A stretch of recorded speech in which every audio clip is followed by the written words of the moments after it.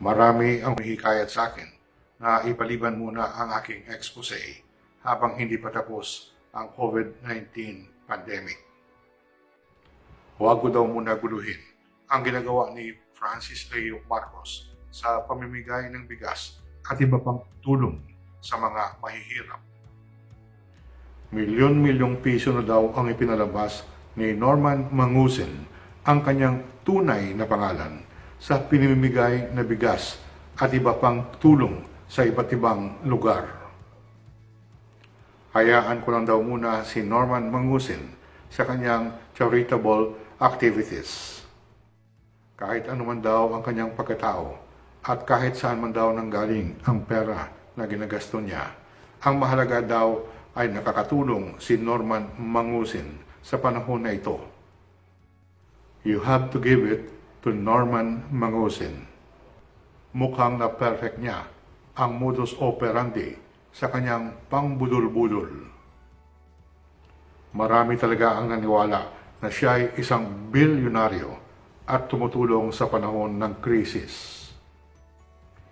Marami ang bilib na bilib sa kanya. Natulala at humahanga sa kanya. Hindi nila namamalayan na piniperahan sila ng isang scam artist. At sa kanyang pinakabagong racket sa panahon ng COVID-19, nagagawa niya yung tinatawag sa wikang Ingles na hitting two birds with one stone.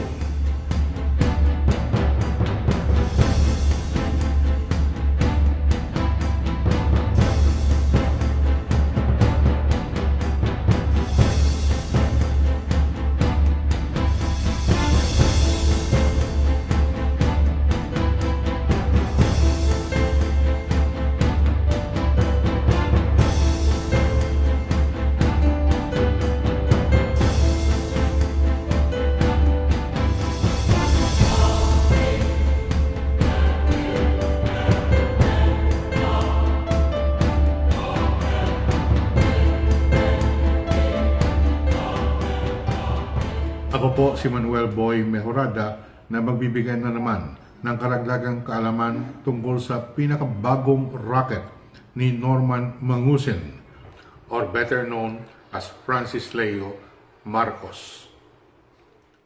Sa dami ng mga nabibiktima ng mga budol-budol katulad niya, kailangan isiwalat natin ang mga katangian ng mga con artist o scammer upang mabigyan tayong lahat ng sapat na kaalaman to protect ourselves. Kasi po, hindi maging kasing dali na mabiktima tayo ng budol-budol kung marunong lang tayo magbigkas ng mga salita na, "Teka muna," bago pumasok at mahulog sa kanilang mga pakana. Pero bago tayo magpatuloy, gusto ko sanang magpasalamat sa mga nag-like sa part 3 ng ating video series. Nakabawi ang mga likes versus dislikes sa part 3. Hindi umandar ang pangkuyog ng mga Normanians. At katulad ng dati, hihilingin ko na rin na i-click nyo ang like button. Kung hindi pa kayo nakapag-subscribe sa channel ko, pakiclick na rin yung subscribe button dyan sa ibaba. Araw-araw, wala nang ginagawa si Norman Mangusin kundi umupo sa harap ng kanyang smartphone at mag-YouTube live streaming. May sa hapon, may sa gabi, may sa madaling araw.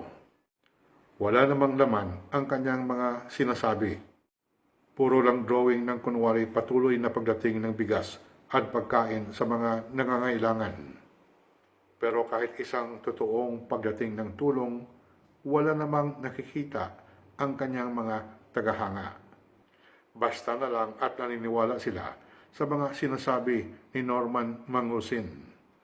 Kapag sinabi ni Norman Mangusin na may ipinadala siya na 100 tonelada na bigas sa Infanta, Quezon, palakpakan kaagad ang kanyang mga fanatics. Marami na siyang pinangakuan ng tulong. Hindi naman dumarating.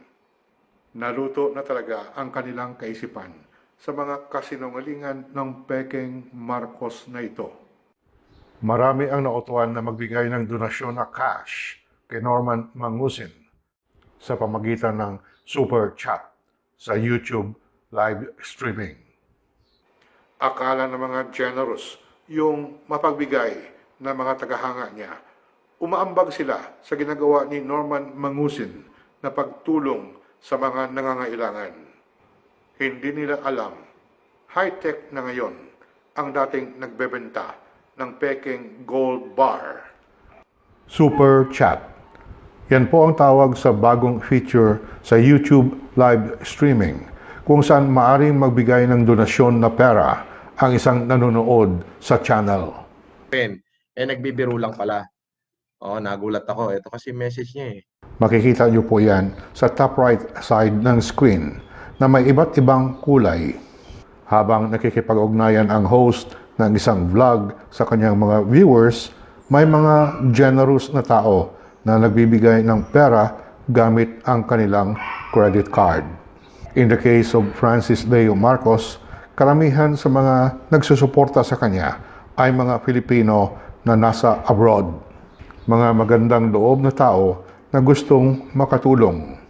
At dahil may tiwala sila kay Francis Leo Marcos, kusang loob sila na nagbibigay ng iba't ibang halaga ng pera.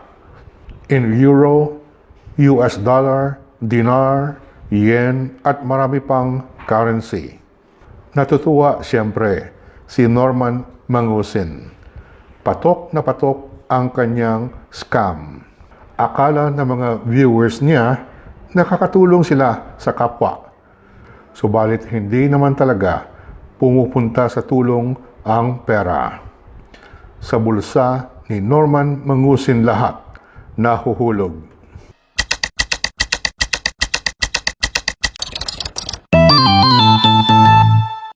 Ito po ang dahilan kung bakit hindi ko pwedeng maghintay hanggang matapos ang krisis upang ibulgar ito.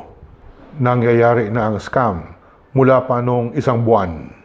Dito niya kinokolekta ang pera ng mga naniniwala sa kanya. Katulad ng sinabi ni Professor Maria Konnikova ng Harvard University, hindi niya lantaran na ninanakaw ang pera ng kanyang mga biktima. Binibigay nila ito ng kusang loob. High-tech na ngayon ang pangbudol-budol ni Norman Mangusin. Makikita nyo na hindi naman gaano kalaki ang bawat donasyon. May $5, may 10 euros, may 30 pesos, may 5,000 yen, at iba-iba pang mga halaga. Kung sa peso, it ranges from 50 pesos to 1,000 pesos each. Paminsan-minsan, may pumapasok na mas malaking halaga. Magaan para sa mga nagdodonasyon.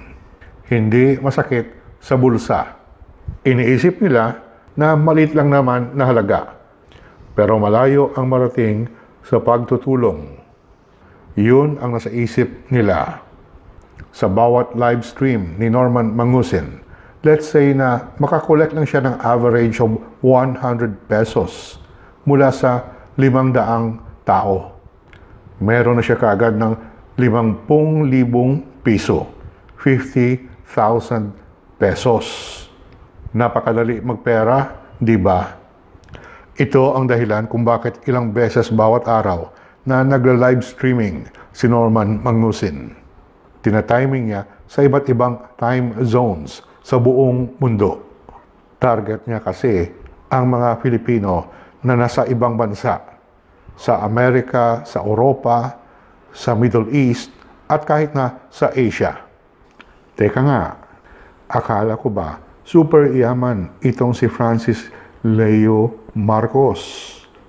At sinabi niya na hindi niya kailangan ang donasyon ng pera bilang ambag sa kanyang pagtutulong. Para sa isang bilyonaryo, barya lang ang pera na nakokolekta niya sa bawat live chat.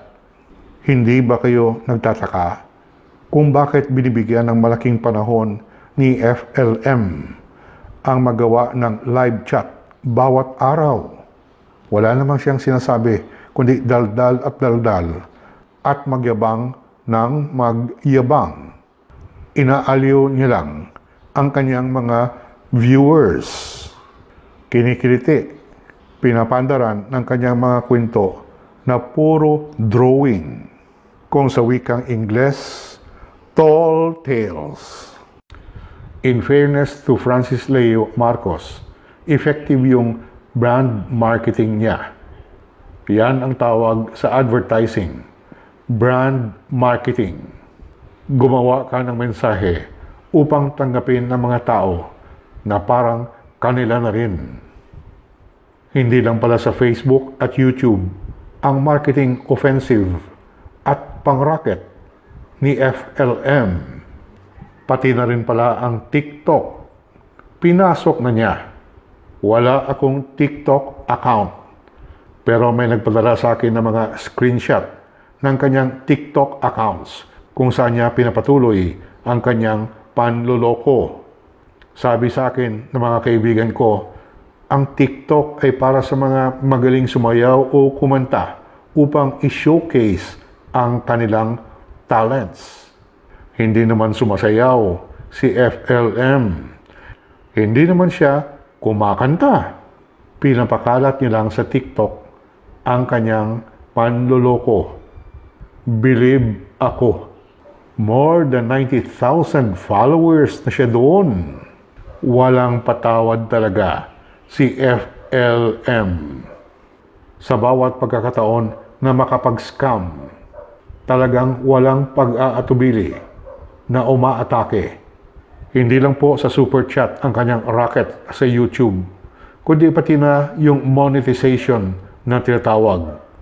Ang ginawa niya, kumampanya talaga na dumami ang kanyang mga subscribers at marami ang manonood sa bawat live stream. Pagkatapos ng live stream, may mga editor siya at hinahati-hati yung kanyang live stream para marami ang mga video. Tapos pinapadala ito sa iba't ibang mga accounts sa YouTube na kanya rin upang makaani ito ng maraming views.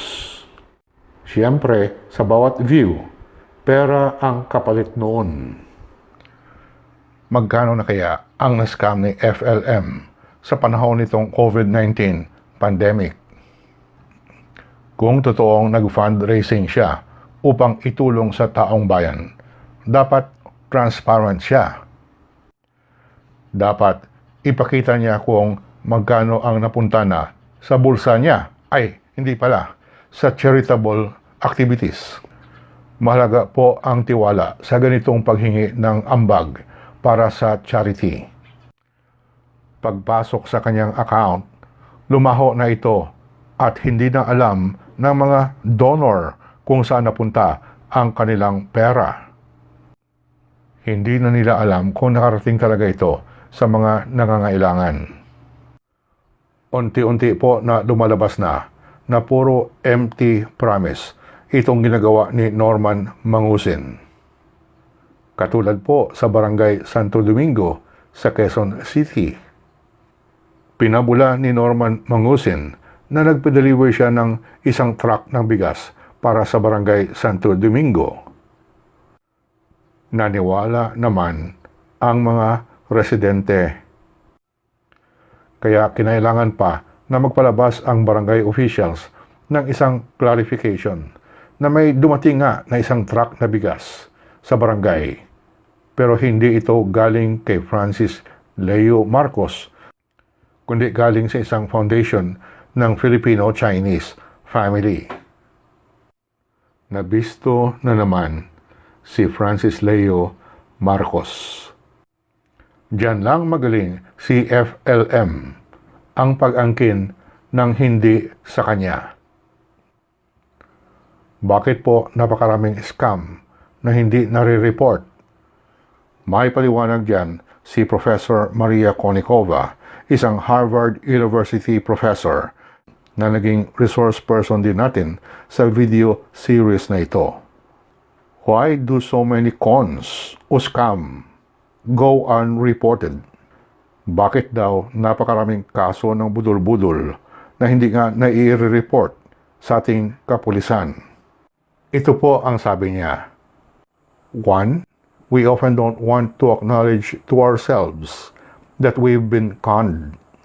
It's crazy how often you have people who, even when you present them with evidence that they have been conned, that they've been a victim of a scam, refuse to believe it.